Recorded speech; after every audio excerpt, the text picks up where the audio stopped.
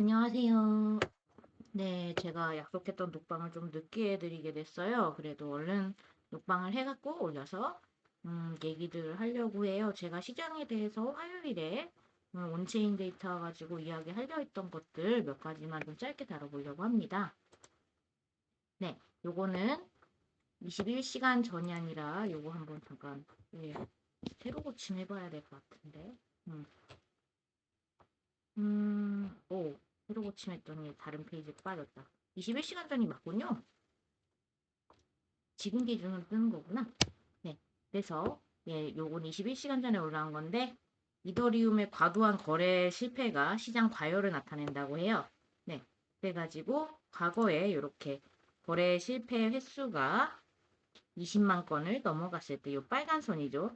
여기서는 지금 240K를 찍고 있으니까 24만 건을 넘어갔을 때인 것 같아요. 이분이 찍어놓은 거는.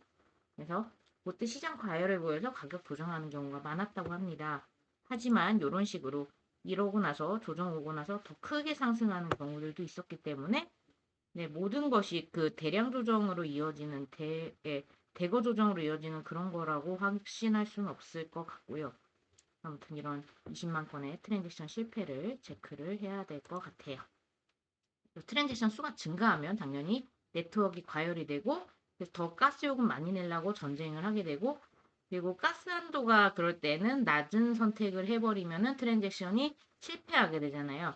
그래가지고 가스를 높이면서 여러분들이 거래를 해본 경험이 메타마스크에서 있을 겁니다.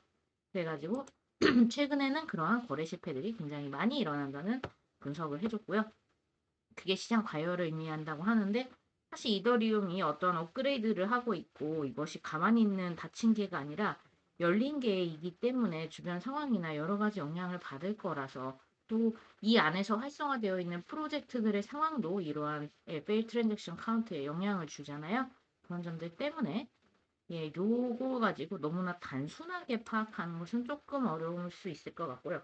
다만 이 가스 리밋하고 같이 봤을 때 최근에 이렇게 가스 리밋까지 올라갔잖아요.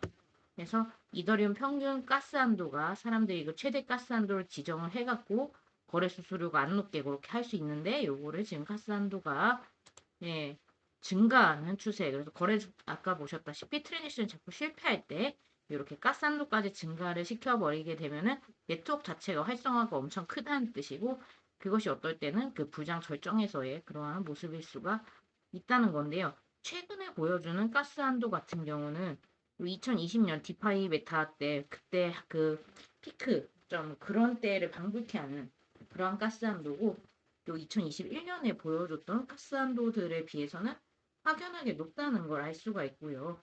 그래서 이러한 이더리움의 그 펀더멘탈 변화 추이를 좀 볼 필요가 있을 것 같고요. 더 많은 이러한 가스 한도를 이렇게 많이 쓰면서 이렇게 경쟁을 하고 있는 상황을 이더리움이 지금 감당을 하고 있구나. 라는 거고요. 네트워크 활성화는 물론이고 지금 거래 자체가 과도해졌다고 해요. 네.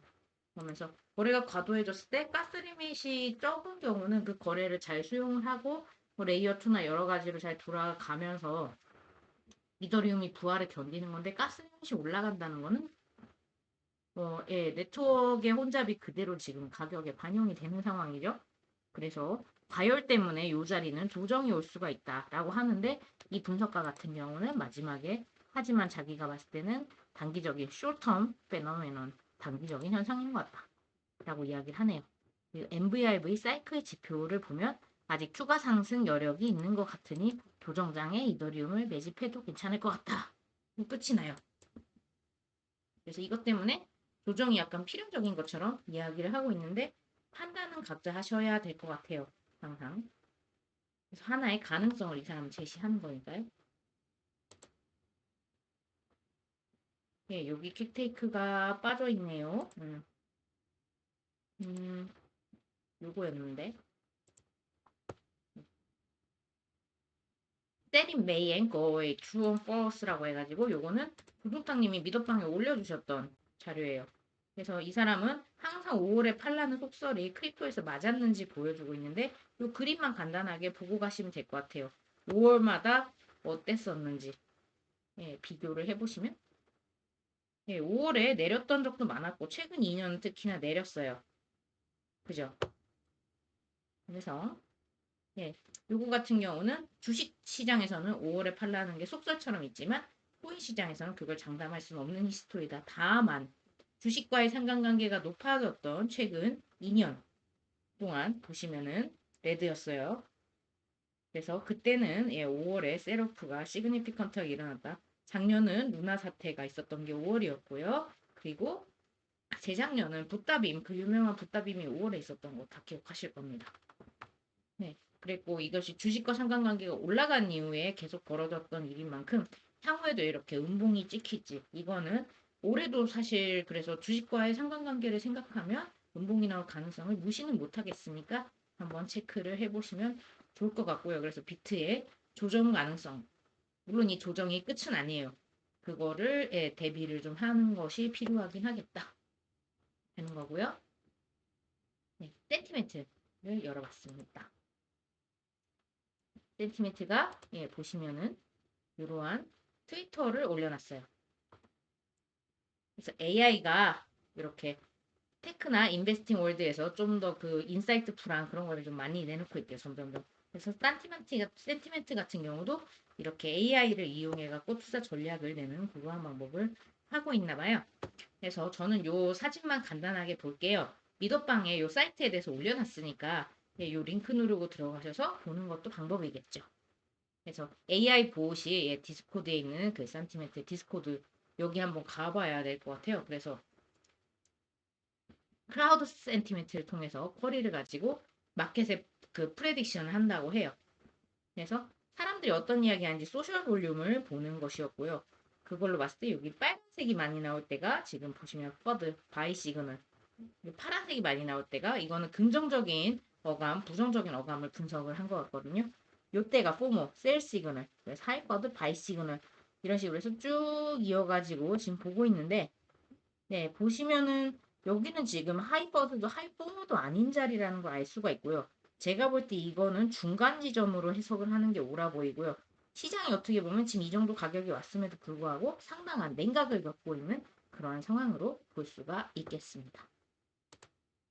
네, 마지막으로 글래스노드의 인사이트 화면을 한번 보겠습니다. 네, 그래서 요거는 지금 비트코인 생산 비용을 추정한다는 내용이에요. 네, 그래가지고 여기서 제가 지금 보려고 하는 거는 뭐냐면은 요 생산 비용을 모델링하는 부분, 그 마지막에 있는 그 내용을 한번 보려고 합니다. 요거 모델링해서 그 프로덕션 이 글래스노드 같은 경우는 다른 온체인 사이트에는 없었던 것 같은데 생산 비용을 추정하는 그러한 모델링 기법이 있더라고요. 네, 그래가지고 요거는 지금 난이도를 숫자로 해가지고 요거 난이도를 숫자로 해서 모든 그 마이닝 변수를 이제 마이닝 가격의 그 궁극적 정수라고 가정을 해갖고 그래서 시가총액하고 난이도 사이에 그래서 자산가 뭐지 이게 시가총액하고 지금 보시면은 난이도 사이에 로그로그 레그레션이라고 해가지고 네 요거는 로그로그 획이고요. 그래서 그게 0.95 이상의 R2 값을 갖고 있다고 하는데 R2라는 거 이거 아마 R 제곱 값일 거예요. 그래서 이것이 지금 자산의 가치와 그러니까 시총은 자산의 현재의 그 가치를 나타내고 마이닝 컴퍼티션 그 채굴의 경쟁이랑 그거랑 상관관계가 0.95로 굉장히 높았다. 이거는 이과분들은 뭔 말인지 아시죠? 여기선 자세하게 설명 안 할게요. 그래서 여기서 도출된 가격이 지금 마이닝 인더스트리의 그 에버리지 프로덕션을 그 평균 생산 비용을 반영을 하는데요. 그래서 여기서는 지금 채굴 장비나 그 전력비 그리고 뭐 기타 물류 고려사항 이런 것들을 막 분해해서 요구하지 않고 그 난이도를 가지고 이렇게 만들었다고 해요. difficulty regression 모델을. 그래서 요걸 가지고 이 가격에 발행되는 BTC 공급량을 곱하면은 대략적인 생산 비용이라는 게 나온다고 합니다. 이렇게. 네. 그걸 통해서 aggregate minor revenue라는 거를 이렇게 구할 수가 있었고요. 네. 그 다음에 채굴 주기의 이제 모멘텀을 추적을 하는 거. 그래서 반감기 이거는 주기를 반영하는 그러한 내용이 되겠고요. 해가지고 이런 식으로 쭉 가다 보면 그래서 이렇게 여러 가지를 통해서 뭐를 결과적으로 구하게 되냐면 이렇게 마이너 썰무 캡이랑 예, 트랜잭션 피. 그래서 이거는 마이너들의 그 누적 수입이 나오는 그 초록색 선이 있고요. 그 에스티메이티드 프로덕션 캡. 그래서 마이너들의 익스펜스 평균적인 지출을 볼 수가 있는데요. 이게 지출이 이렇게 위로 가는 밑지는 시장이 있고 지금처럼 지출이 아래로 가는 버는 시장이 있어요. 그래서 요때 21년 이후로 채굴자들은 의외로 쭉 벌어왔다. 마이너 항복이 꽤 가시화되고 여러 위기가 있었음에도 불구하고 채굴자들은 계속 21년 이래로는 쭉 버는 시장에 있었고 이 간격이 좁아지지도 않고 있다. 라는 좀 재밌는 사실을 볼 수가 있겠고요. 요 글래스노드 인사이트 같은 경우는 상당히 좀 복잡한 내용이라서 꼼꼼하게 한번 읽어보셨으면 좋겠습니다. 네, 오늘은 간단하게 방송 여기서 마칠게요. 들어주셔서 감사합니다.